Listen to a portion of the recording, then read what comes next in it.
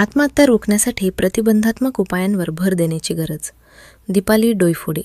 Cyber महाविद्यालय व Yashwantrao Chavan centre Mumbai यांच्या संयुक्त विद्यमाने आत्महत्या प्रतिबंध आणि आशा या विषयावरील राष्ट्रीय कार्यशाळेच्या उद्घाटन प्रसंगी बोलताना जिल्हा विधी सेवा प्राधिकरणाच्या सचिव न्यायाधीश दीपाली डोईफोडे यांनी वरील विचार व्यक्त केले. आत्महत्या ही कोणत्याही समस्यांवर उपाय नसल्याचे सांगून तो अविचारी मार्ग आहे. उलटपक्षी यातून आत्महत्याग्रस्त व्यक्तीच्या कुटुंबातील समस्येत भर पडते. दुर्दैवाने आजच्या काळात सर्वच वयोगटातील व विशेषतः तरुणांच्या आत्महत्येचे प्रमाण वाढत असल्याचे दिसून येते की ज्यामुळे सामाजिक संतुलनावर परिणाम होतो. त्यामुळे या समस्येवर सर्वच पातळ्यांवर प्रयत्न होणे गरजेचे असल्याचे त्यांनी प्रतिपादन केले. कार्यशाळेची सुरुवात समन्वयक डॉक्टर दीपक भोसले यांच्या प्रास्ताविकांनी झाली.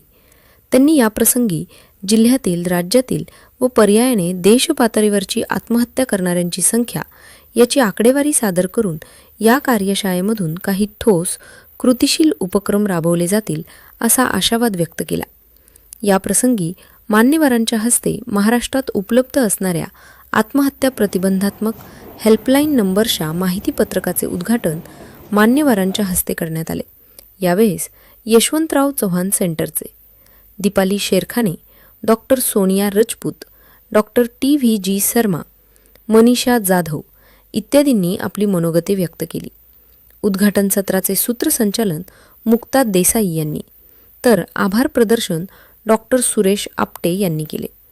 दिवसभरात झालेल्या विविध सत्रांमध्ये मिरज येथील प्रसिद्ध मनोविकार तज्ज्ञ डॉक्टर सनत पवार यांनी आत्महत्येची कारणे मीमांसा, हैदराबाद येथील सामाजिक कार्यकर्त्या फराह सिद्दीकी यांनी सकारात्मक दृष्टिकोन यावर, तर गोवा येथील अन्यायरहित जिंदगी या संस्थेचे डॉक्टर रुपेश पाटकर यांनी आत्महत्या प्रतिबंधात्मक उपाय यावर विवेचन केले. समारोप सत्रात सहभागी सदस्यांनी आत्महत्या रोखण्यासाठी कोणते उपाय असू शकतात यावर सांघिकरित्या सादरीकरण केले. तर शेवटी प्रमुख पाहुण्यांच्या हस्ते कार्यशाळेतील सहभागी सदस्यांना प्रमाणपत्र देण्यात आले. कार्यशाळेसाठी यशवंतराव चव्हाण सेंटरच्या अध्यक्षा खासदार सुप्रियाताई सुळे, सचिव हेमंत टकले, सायबरचे अध्यक्ष डॉक्टर RA शिंदे, सचिव CA ऋषिकेश शिंदे, मनीषा जाधव इत्यादींचे सहकार्य लाभले.